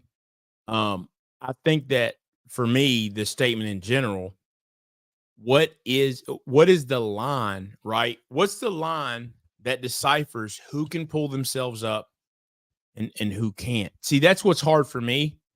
Once again, I don't think maybe it's anecdotal. I know it's not, because there's other people that have come from the same situation. There's people that have come from better than a place than me, and they're not doing as good as I am, vice versa. So for me, right, like I said, I come from a region that's not, Appalachia, right? It's the poorest region in America. I am African American, single mother. What else do you want to throw in there? No gang violence, right? Now, I just don't like when people say, but look, you got there because. No, I'll acknowledge I have a damn good mother. So once again, I can't go there for people who didn't have that. I can't. I had a community. I can't speak to that. But I can speak to me having to grow up and live and find a way to make it. Yep. And I just don't sometimes understand. Some of we act like other people can't do that. Some of it is just simply a decision. Now, I do have to acknowledge there's certain people who, for certain reasons, didn't have things I had. It's hard for me to speak to that, but as far as I still believe those who want to make it can find a way to make it in general. The bigger them are, more can than not. What do y'all think? I mean, in terms of that statement in general. Let's let Tasha go first. You got it, Tasha. Sorry. Yes. Okay. So I will say how I see it. To me, I think that's gonna still go back to starting at a foundational level. And that's always gonna go back to the baby steps, right? And so you have to kind of start at step one. You see what I'm saying? Because before you can save anybody else, you have to be able, can you save yourself? So is your foundation solid? So that's going to start with an emergency fund and then paying off your debt. But I want to hold on, sorry. Okay. It's Dave Ramsey calling. Yeah, that's him. It's Dave Ramsey calling. He's trying to check on. Sorry. So I feel like most of the time, kind of like what you were saying, like I had a single parent mom and I have 3 siblings, and but I went to college and all that kind of stuff. But it comes a point to where you want to be like I don't want to be struggling, and I don't want to, like they say, like most people don't even have $400 to be able to, if something comes up, like if you get a flat tire or something, if somebody is sick and let's say you can't, like you're not working, like do you have the money to at least pay a month of your bills? You see what I'm saying? And so I just feel like at the start, we just have to use the principles at a foundational level. And it got me to thinking, because, when y'all was saying we're like $1 trillion in credit card debt, but it's like, the Beyonce concert, and how much billions did Beyonce make? And then, Usher, him too, but it's just like everybody was going to Usher, everybody was going to Beyonce. But then when you came back, were your bills paid? Were you asking somebody to assist you? You see what I'm saying? So it's like, most of the time, we don't want to get our stuff right on a foundational level and then be able to move up to where we can assist other people. And I kind of want to go back to where you guys know, I love Susie Orman. I done had her books. I done went to her book signing, and there was a lot of other financial kind of people. And I want to say, what is her name? Michelle Singletary, if that was her name. Like, she was really good, but it's like, I don't know that we prompt her up. I know she was like on BET or something, but we didn't prompt her up to really give her a platform to be able to be as big as Dave. But I feel like it's just the basics. And it's like, even what Dave Ramsey is saying, it's not really, we all know it, but it's just like, we don't want to just start at the foundation and kind of move up. We want to be able to, we want to consume. I feel like we consume too much without making sure that our necessity is, met. I hope that kind of answers it, but that's kind of how I feel. Yeah, absolutely. Tim, Sim, what do you guys think in general about the statement? And let me just give you this real quick because JT Coinring did add to it. I think this helps. Said when Booker T. Washington made that statement, he was coming from a place of self-reliance with resources and the freedom of using resources and access of laws without obstruction. So I think that's a good point. And I think what's happened obviously over time is people have taken that, right? And it's been used politically. It's been used every which way. But I think that does give, context. So thank you. Thank you for that, JT Coinring. Definitely appreciate that. What do you think, Sim? I would say this. I would say I think the bootstrap starts with the individual. I think that's the first thing. I don't think it started with Dave. I don't think it started with whoever you wanted side with. I think the bootstrap starts with the individual with two things. One, that you got to believe that you can do better, and then two, you have to execute. And I think for anybody that says something outside of those two things, they ain't gonna get it no way. Because I mean, that's where it started. It don't matter about what system you know or don't know. It don't matter about what income you currently have or don't have. It just matter about do you believe that you could be in a better place than where you currently at? And then you take whatever information you have and you do something. If you don't do those two things, it ain't gonna matter. And I think those are the two things that normally hurts us when it comes to doing anything. Because the same way I'm saying those two things, belief and execute, in that same vein, when it comes to our culture or pop culture, we could do it for that. So I don't know. Good. Absolutely. Sim? Yeah, I mean, the phrase is really what it says online says it comes from a fictional character, and it speaks to someone who had to pull themselves out of a swamp using their own hair.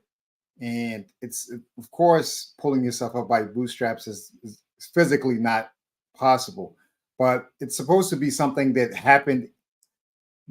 It happened through a fictional character in a book, and it's just something that people have adopted and have carried it throughout time.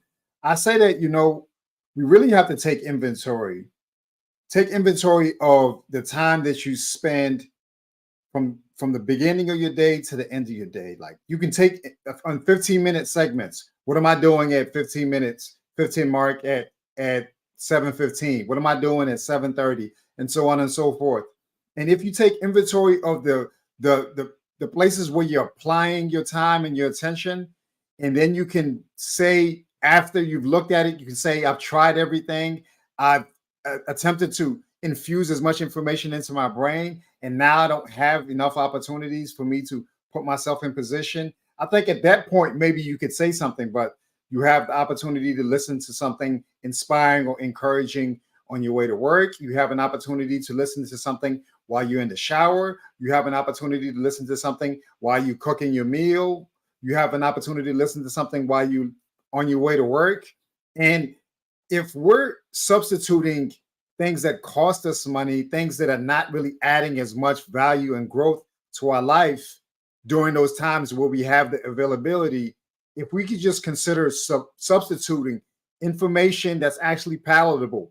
I too myself, just like Perry, in 2006, I learned about cash flow quadrant. I learned about Robert Kiyosaki, learned about Think and Grow Rich. I learned about the general path of success. And even me during that time, it was a matter of my exposure, my incessant exposure, that really allowed me to have the wherewithal to say, hey, okay, I'm going to put myself in position here. I'm going to fix my credit and put myself in a better financial situation. Then I'm going to take action in order for me to do this next thing, and so on and so forth. But if you continuously distracted and you're watching everybody else doing things and you're not participating in your own rescue, yeah, we can say that we don't really have access to the bootstraps. But Women in Linux is here in the chat, and Women in Linux is talking to us about us having a conversation no lower than $300,000 a year.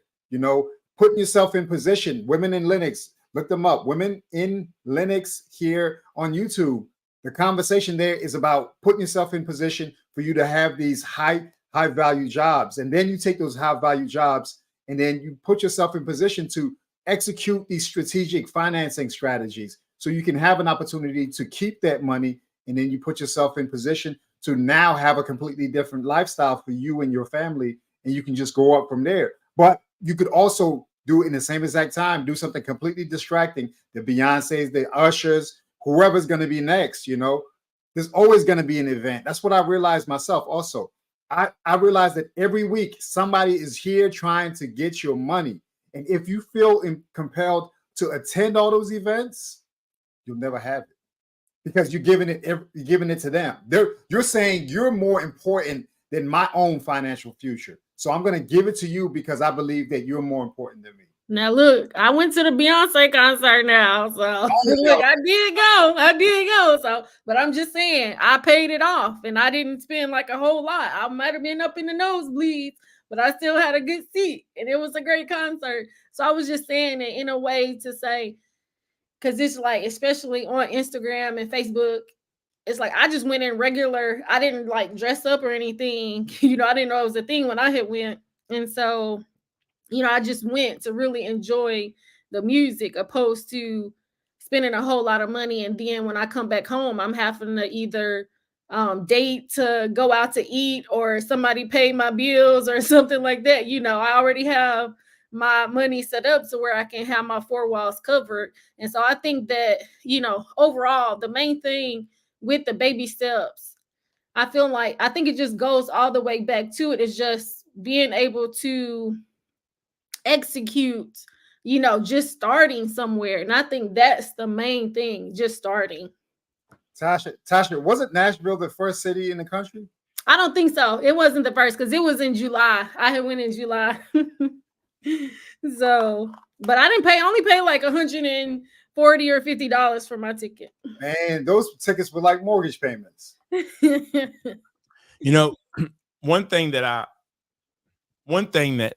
believe, and I don't have the answer to it, honestly, that really does separate, I believe, beyond where you come from, what you know. Because here's the question I have, right, is, so as terms of income, you know, my household is up there. I mean, it's up there, right?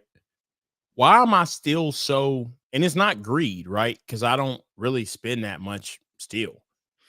Why am I still so hungry to keep pushing forward? You see what I'm saying? Like, why was I hungry when I was broke? Now I'm not broke. I'm still hungry. See, nobody gave that to me. That's the piece that's the piece that we talk about all the struggles and stuff, but we got to question people's hunger at some point. Well, I mean, you know what Dave says? He says, live like no one else so that you can live like no one else. You see what I'm saying? And so you have to be hungry. You know what I'm saying? Like, you don't want to be, you know, not having no money and then asking people for help and then dodging people. You see what I'm saying? Like, what does he say? Rice and beans. Like, you got to be hungry to be able to, in the now, right now, where everybody is doing this, you know, especially here we are, Thanksgiving, Black Friday, who's going to be out shopping, and Christmas and all that kind of stuff. You see what I'm saying? It's like, instead of buying all that kind of stuff, what are we doing to either educate ourselves to get a little bit better, or put the 500 or 1,000 or whatever saved away so that I can start here? You see what I'm saying? It's not about what was in the past. Yeah, I might have did all this for 2023, but here it is now. Can I start? Like, really take an inventory of where we're at, and then just getting hungry to just be like, look, this is what I want. And I so that right now, you know, yeah, I might be missing out on some things, but then when I'm, you know, because a lot of the people, when they was calling in, and I know it was a lot of couples, but I feel like it's, you know, single people, as well, they were able to possibly live more and travel more and do things and help their families out and other things. You see what I'm saying? And so I feel like that's where it is. You got to have that hunger within yourself to, to live like nobody else. And that's where it's at. Yeah, that's spot on. Salute TLA. What's up, the lead? Yeah. Lead attorney's always a big supporter. We support him as well. I think it's funny he pops up. I think that's another good example. Lead attorney could have just said, you know what, I'm tired of doing this lawyer thing, but let me be like the rest of them and just keep doing it and hate it. Right.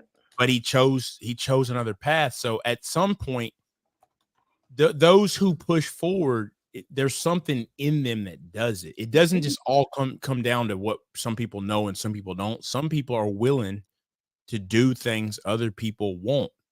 And that's what this whole thing comes down to. That's my belief or whatever. But I do think some people have less resources when we start out. But I mean, we've got so much at our fingertips now. If you want to find something out, you can find the answers. Now, it may take you a long time to try to get to it, but you can find the answers. It's all there now. We got people on YouTube. Literally, that's a crazy thing. We literally have people on YouTube talking about how the black man can't get the information to come up. It's like, have you forgotten what site you're on? So it's tough. We're not all from the same place. We come from different backgrounds, but in general, the information is there. We know the information's there. Another thing with Dave Ramsey, I just want to touch on real quick is, and it's one that I disagree with. Dave Ramsey says that you should not, you should only buy real estate investment properties in cash. I don't think that's a good idea personally. I don't, and his message may be okay for the general person. I just can't see, waiting, whatever it is, years to save up, 150, 200,000, 300,000 to buy a property in cash when I can buy it the right way and I can be making money the whole time. Also knowing that how much appreciation can I get in 10 years?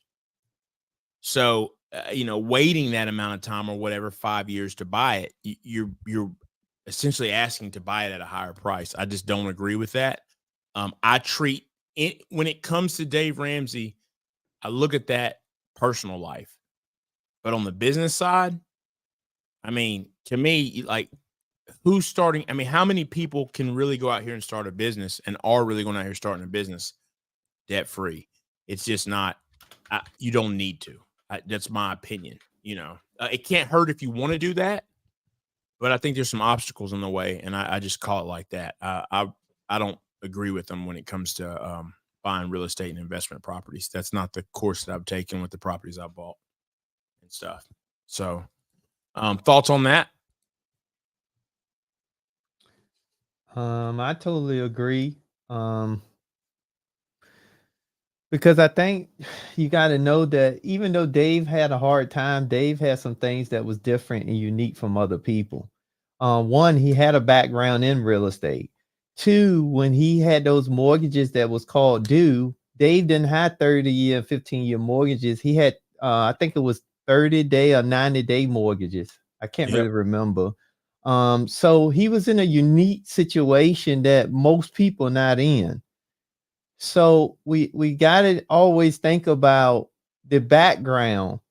And because of that, most people I never heard of until I did more research on Dave. So those are the type things that would make sense why he say you should pay for all your houses cash when he was getting houses and getting them flipped and doing what he was doing all in cash before he even had his downfall. So with that being said, the average person like myself, I would never got into real estate, and I would have missed so much opportunity when rates was at an all-time low because I'm just trying to pay off this one house. Right. So I just think that, that again, I think that part goes back to you got to identify where are you at in your own financial journey, and then you got to still tell us something that makes sense to you, so you can get the best outcome because Dave already has his outcome. So Right. I think that's the part where people got to now take the discernment of using the information, but still tailor it to something that they can create their own strategy. The thing about Dave program that I like is, like I say, I think it's a great fundamental to help you understand the financial discipline. But then from there, you have to go up. You have to keep moving up, and you got to keep going to the next level. And the next level after that is, now, how can I tailor this to something that's going to benefit me, but I can get the most bang for my buck and the most growth in the shortest amount of time? And I think that's the part that sometimes people blur the lines with, because not the thing about finance is not all plans is the same from everyone. Finances is something that's based on individuals. It's not based on a group. It's not based on this blanket type thing. It's based on what are the individual trying to do, and now how can I tell a son to get that job done? Great point. Tell it. But listen, fellas, y'all are just really great. And I love this conversation. I'm going to have to jump off, but I would say more so, I agree with Dave, but I also like what Tim was saying. And I feel like that's going to be with anybody. I feel like this is fundamental, just your foundation, but then you'll have to take and tailor it to you to say, what can I do? So like for myself, I really like it, but then I like to use credit cards. So I'm going to use credit cards. And if that's working for me, then that's what's going to work for me. You see what I'm saying? Yep. But somebody, Cryptonomics, like he been on it or she been on it, I'm not for sure, but especially like, start with a budget, because that's really what I like to talk about. But see, the thing is, y'all, the budgeting videos, they don't really get views, but the credit card videos get views. You see what I'm saying? But it's like, I think starting with that budget is going to be where it's at, and then making sure that you're prepared and, just tailor it to you. But I think that you have to start first. And so, yep. Absolutely. Well, thanks for coming up. We appreciate it. Of course. And We always appreciate Miss Tasha coming in the building. Thank you so much. Sorry I wasn't able to get on camera, but y'all keep on sharing the message, and I appreciate you fellas, and y'all have a great night, and everybody in the chat as well, and have a happy Thanksgiving. Yeah, all right. Thank you. Bye. Have a good night. Thank Call you. Dave Ramsey back. I know Right. Bye. Speaking of budget, I was just telling Sim, before we got started, I went through, want to look at all my charges, look at the budget, came across lead attorney's mastermind. I was like, nah, I got to keep that. That makes the cut.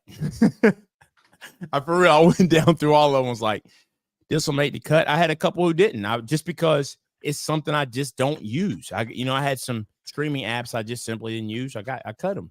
You know what I'm saying? So those are things we should do, right? We should review what's going on regardless of how much money you make, where you're at. And those are the types of things. They seem minimal, but they make a big difference. They really do. Let me go back through here real quick. Right here, we got Caramel Drip said, true, Dave Ramsey didn't teach me much more than my daddy taught me. Hashtag daddy's girl. See, and that's really the core of what this should be. We should be taught this and should be teaching this, from the beginning. So, Cryptonomics said, black folk make getting out of debt sound like they're trying to travel to the moon. That's the funniest comment I've seen in a while. But that's the thing for real. Like, you do the opposite of what you did to get in, right? You spending, you got to cut back. That's really what this is about. Yeah, this thing is not that complicated, honestly. That comment's funny, yo. Oh man.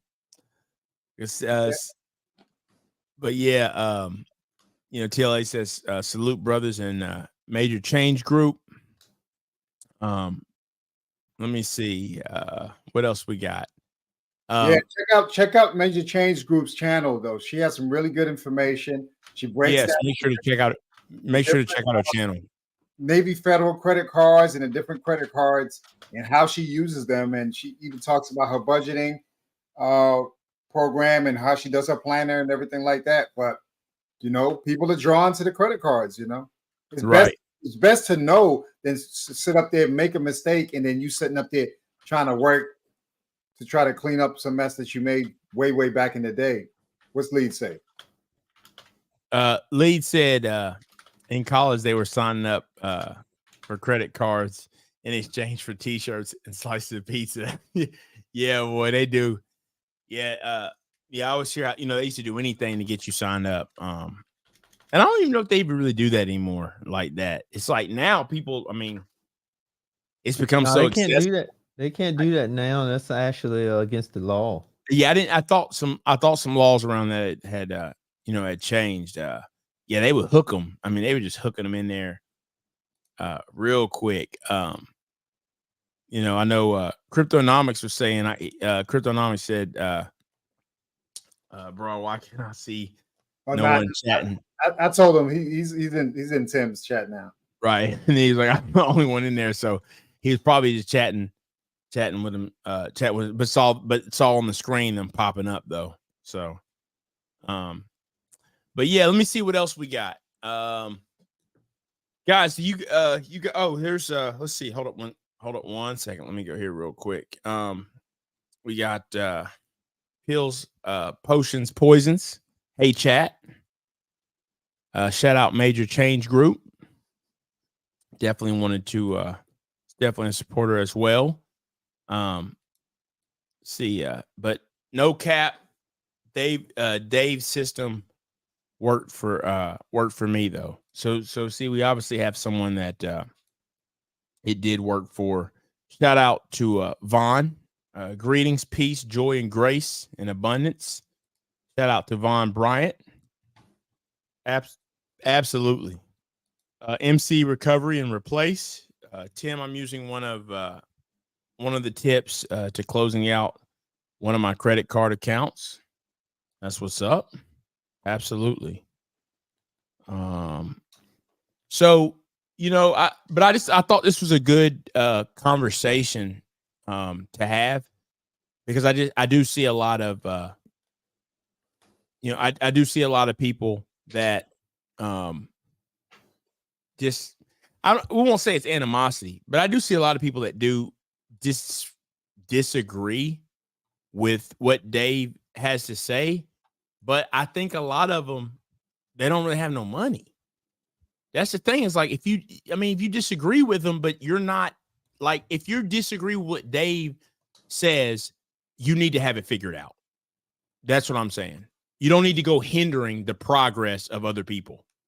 Like, because if you don't have it figured out, maybe that's what you need to do is give Dave a shot. That's the issue in general, but I want to discuss this. But that was the issue I have overall with the comments about Dave Ramsey is we know based off of the statistics that people don't really have it together, but they have a problem with it. And then the stuff they name, it's really irrelevant.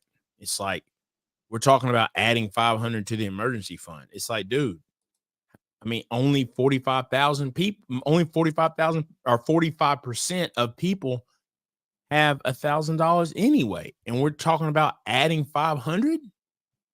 That'd just be another statistic. Only 22% of people have 1,500. It's like, it's just pointless. So that's my take on that stuff. I just think we got to figure out a way, and we got to stop making this about race. I think that's oftentimes that's the excuse for people that don't want to do the work, because we can always look around and see people that did the work.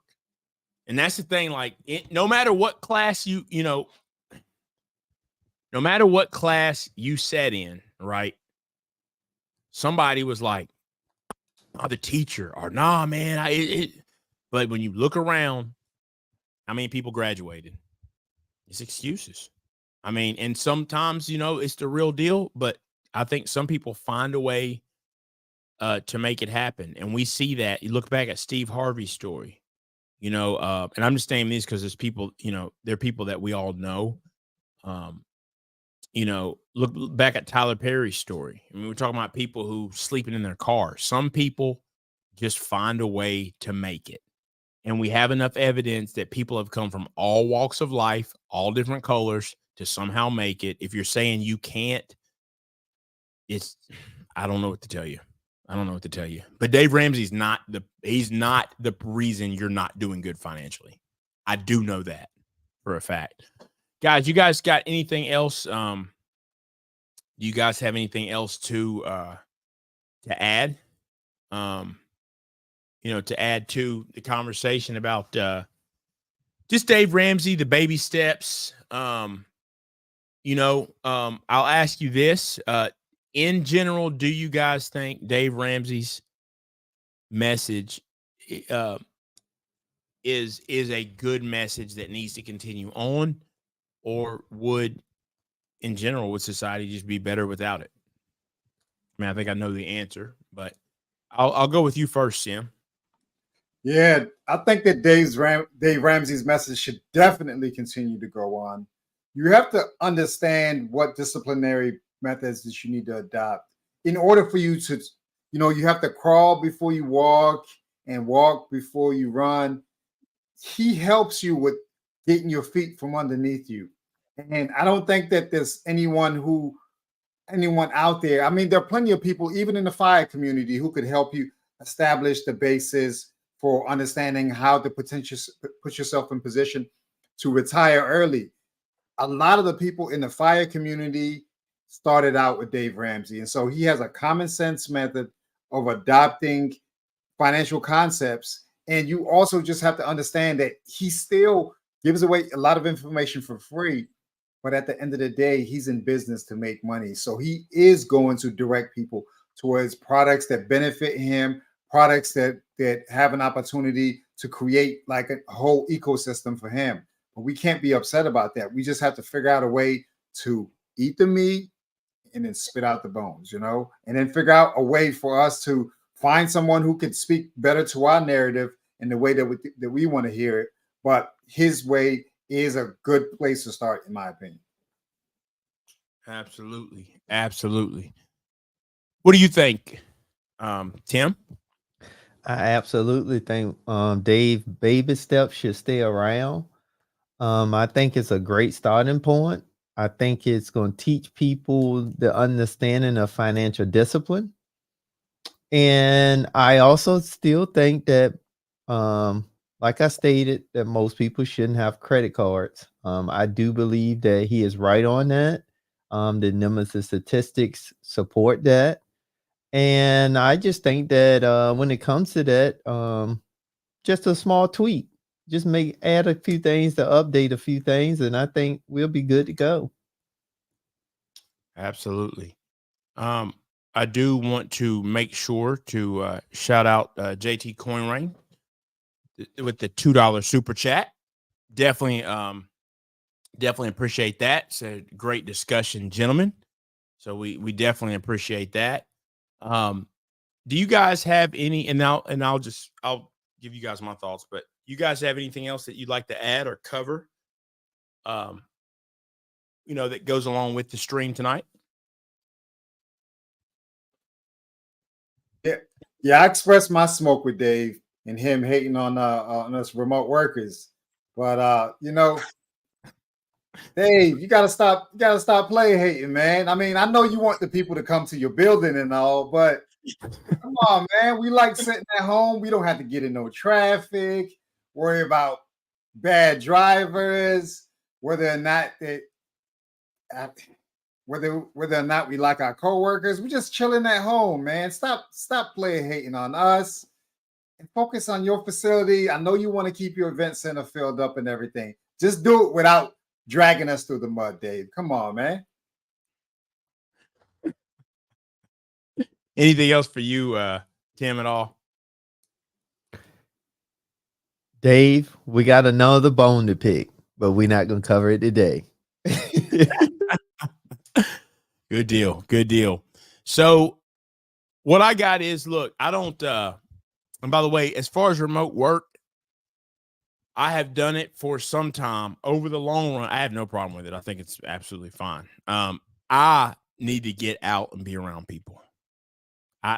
Me personally, I need to like get out and be around people so I can do remote work in spurts. And throughout my career, I've kind of had a moving office, if you will. So I know it's not exactly remote, but you know, sometimes you're just on your own doing your own thing. Sometimes I've worked from home in the past and different things like that. So, but yeah, Dave, Sim's definitely got the smoke for you.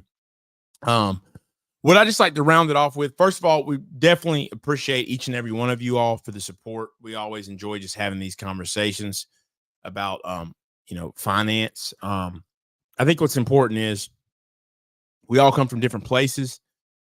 I think first it's important to focus on what you can do to build and improve a situation rather than focusing on the obstacles. Now, we all do have certain things that are obstacles, right? But at the end of the day, to say that Dave Ramsey isn't good, I think it would just be ridiculous. He's definitely, the people who do come and do their debt-free scream, those are real people who did get out of debt, and they are different races. So at the end of the day, it is working. It's working for people who put their mind to it, have discipline, and carry through with it. That's what it comes down to. So just this whole narrative that it only works for certain people, I personally, I'm not buying it. I do not believe that. I do not believe that. But anyway, thank you all for joining us, Finance Bros. We will be back next week. As always, we've been on this run of doing it once every week. And we definitely appreciate your support, and we will see you next time.